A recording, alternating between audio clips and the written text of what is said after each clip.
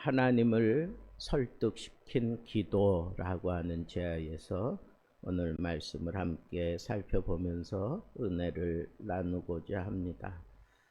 여호사밧 왕이 여호와를 설득하기 위해서 아주 치밀한 그런 기도를 여호와 하나님 앞에 드리게 됩니다. 그리고 마침내 하나님께서 그 기도에 응답해 주시는, 제가 볼 때에는 여호사밧이 하나님 앞에 드린 기도의 내용, 그걸 보면 하나님이 설득 당할 수밖에 없는 내용을 가지고 이렇게 기도를 했구나 하는 그런 생각이 들었습니다.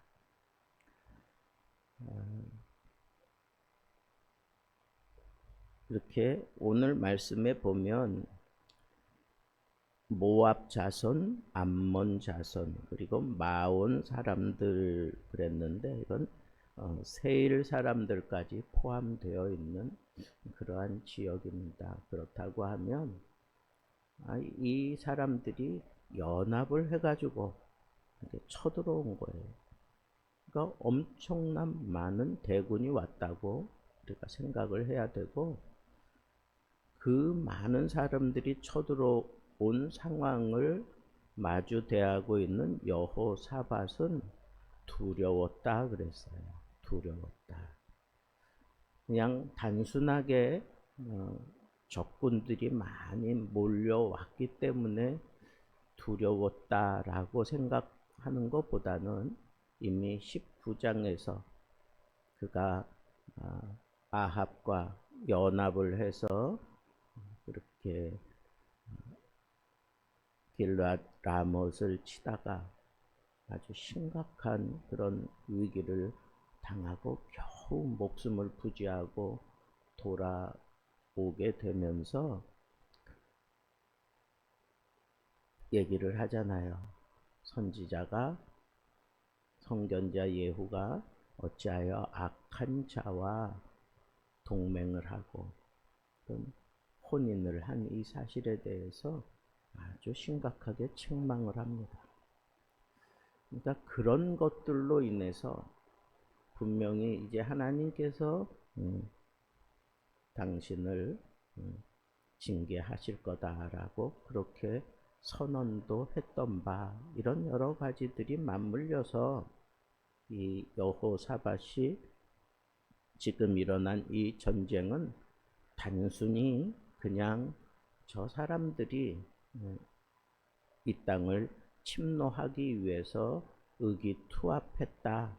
역사적으로는 그쪽 지역의 그 항구, 에시온 게벨이나 그런 항구들을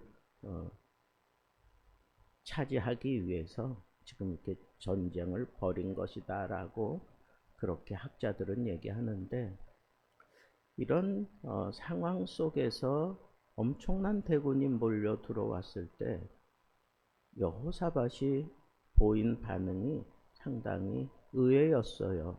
두려워했다. 그래서 이게 지금 여호와로 말미암아 일어난 전쟁이리라 하는 그런 생각을 여호사밧이 하게 되었던 것 같습니다.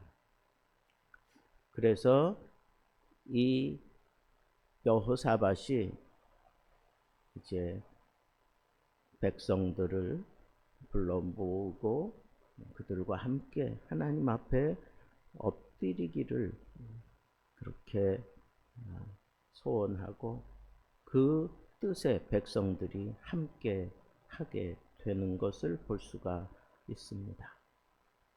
그리고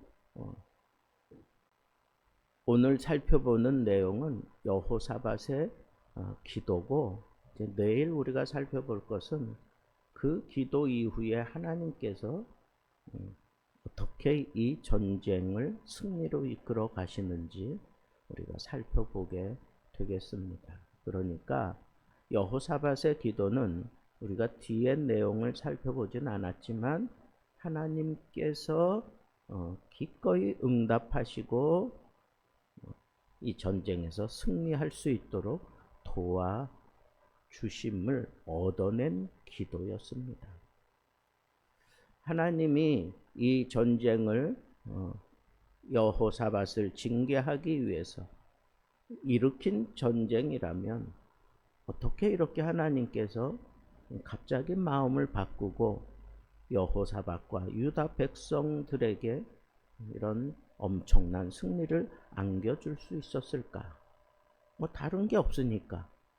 여기 여호사밧이 하나님 앞에 기도한 것 외에는 다른 게 없어요. 그런데 그 기도에 온 유다 백성들이 함께 했다는 거예요.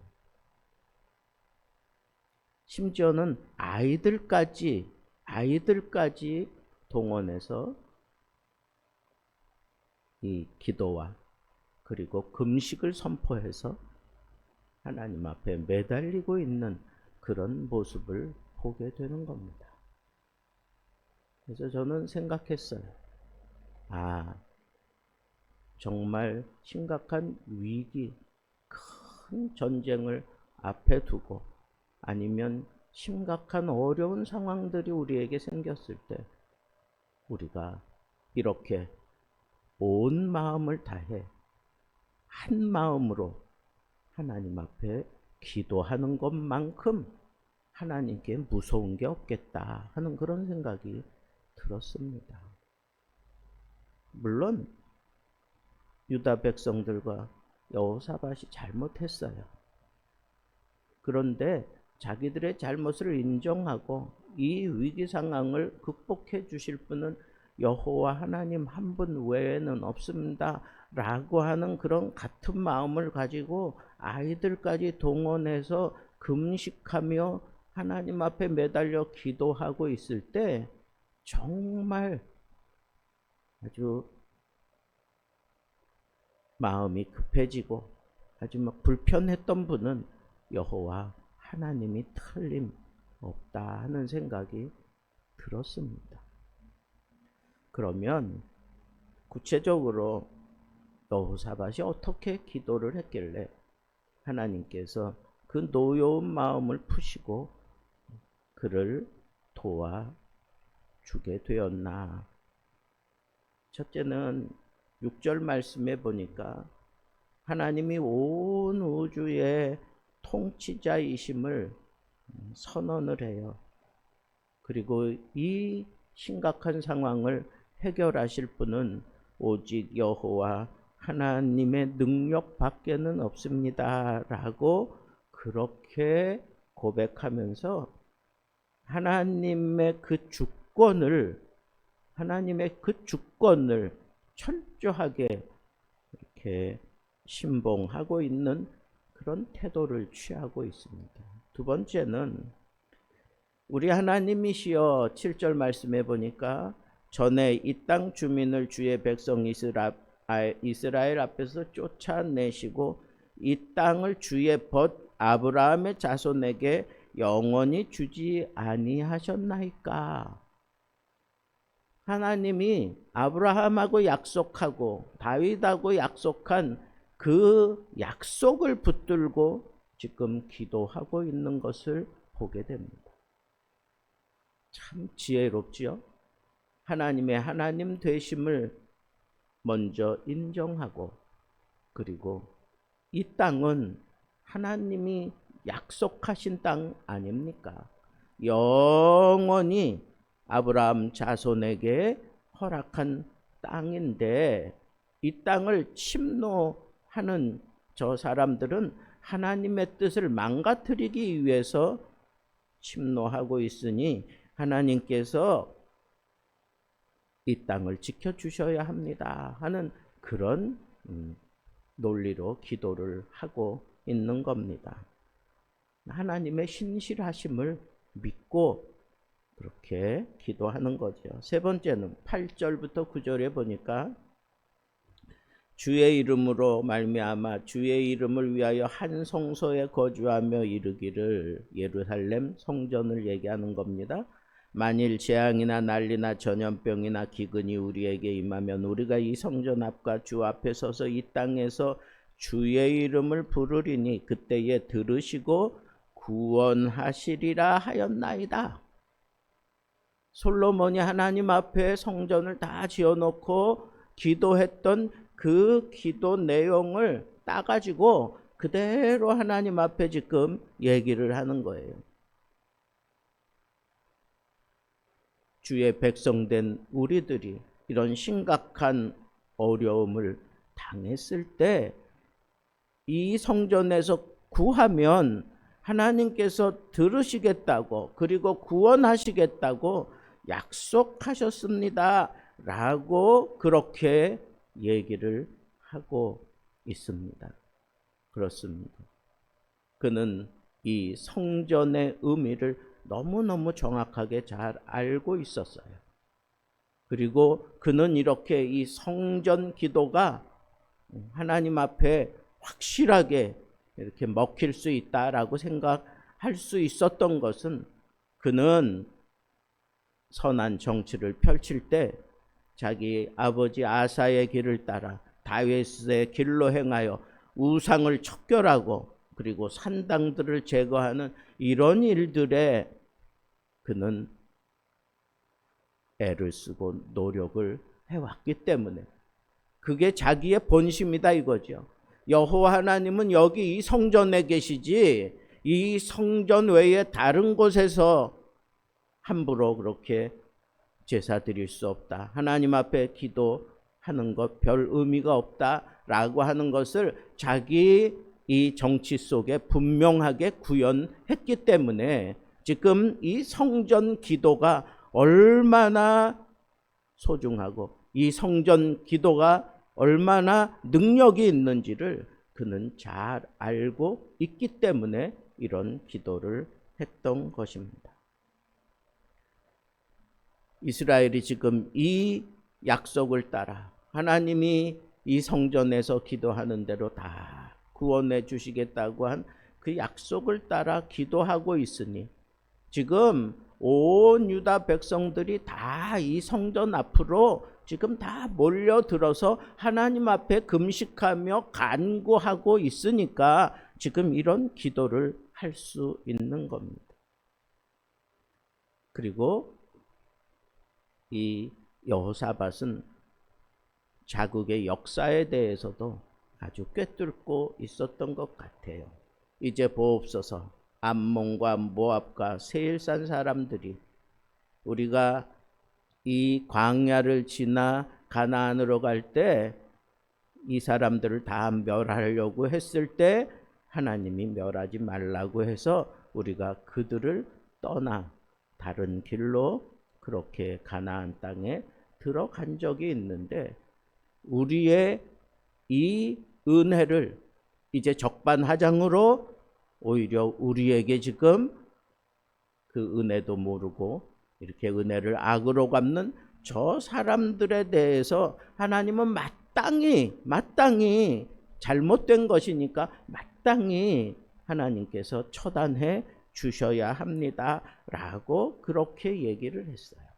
그러면서 강조하고 있는 게 뭐예요? 우리는 여호와의 말씀에 적극 순종하는 사람이고 저 사람들은 불순종의 자녀들이니 불순종의 자녀들이 하나님을 섬기고 순종하는 이 땅 백성들을 위협하며 다가온 이 모든 상황들을 하나님이 마땅히 공의를 위해서 해결해 주셔야 합니다.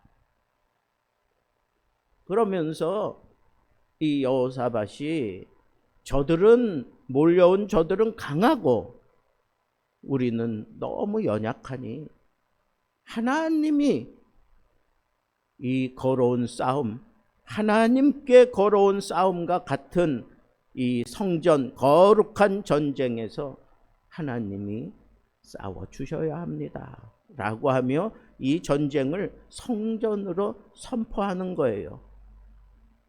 그래서 하나님이 직접 이 싸움에서 통치하시고 지휘하시기를 원했던 거예요. 여러분, 자식이 힘이 없다고 하는데, 무능하다고 하는데 어떻게 아버지가 모른 척할 수 있겠습니까? 징계의 조건으로 전쟁을 일으켰지만 이렇게 애걸복걸하며 달려드는 자식을 볼 때 아버지는 다 무너지게 되어 있는 것입니다. 자기의 한계를 인식하고 자기의 잘못을 고백하며 지금 내가 붙들 수 있는 것은 여호와 하나님 한 분 외에는 없습니다. 그러면서 조목조목 이렇게 여호와의 그 심정을 파고들어 흔들고 있는 것을 우리는 아주 세밀하게 지금 보고 있는 겁니다. 우리도 이렇게 기도하면 하나님이 이 심각한 어려움 하나님이 해결해 주시리라 저는 확신합니다. 어떻게 기도했습니까? 하나님의 주권을 먼저 인정하십시오. 그래서 이 모든 전쟁 상황이 여호와 하나님 손에 달려 있음을 인정하고 이것이 비록 내 잘못으로 인해서 생겼을지라도 그걸 인정하고 이 싸움에서 하나님이 뒷짐지지 마시고 적극적으로 해결해 달라고 하는 그런 자세를 취한다면 그것이 바로 여호와의 주권을 인정하는 거예요. 이거는 하나님 뜻에 다 속한 겁니다 라고 얘기하는 거예요. 기꺼이 내가 받아들이며 내 잘못 고백하고 내가 하나님 붙들겠습니다 하는 그런 자세로 하나님의 주권을 순종하고 그리고 약속을 붙들었어요. 아브라함과의 약속을 붙들었어요. 그리고 성전 기도의 능력을 그는 하나님 앞에 들이밀었습니다. 그리고 자기가 혼자 이 싸움에서 싸우는 게 아니라 하나님의 백성들이 지금 다 이 성전에 몰려 나와서 하나님 앞에 금식해가며 기도하는 이 기도를 정령 외면하지 마시옵소서라고 하는 그런 자세로 하나님 앞에 나아가고 있어요. 그리고 지금 내가 하나님 앞에 요청하는 것은 믿음을 따라 하는 것입니다. 하나님 되심을 드러내려고 하는 이 믿음의 고백을 하나님 정령 외면하지 마시옵소서라고 그렇게 고백하며 솔직하게 나는 저들을 상대할 만한 힘이 없습니다. 능력이 없습니다. 그러니 하나님 이 전쟁에 직접 개입하셔서 저들을 물리쳐 주옵소서라고 그렇게 지혜롭게 기도했습니다. 그리고 하나님께서는 그 기도에 설득되셔서 즉각적으로 선지자를 보내서 이 싸움을 내가 승리케 하겠다라고 그렇게 선언하면서 하나님께서 어떻게 이 전쟁을 승리로 이끌어내시는지 우리 내일 이 시간에 또 살펴보도록 하겠습니다.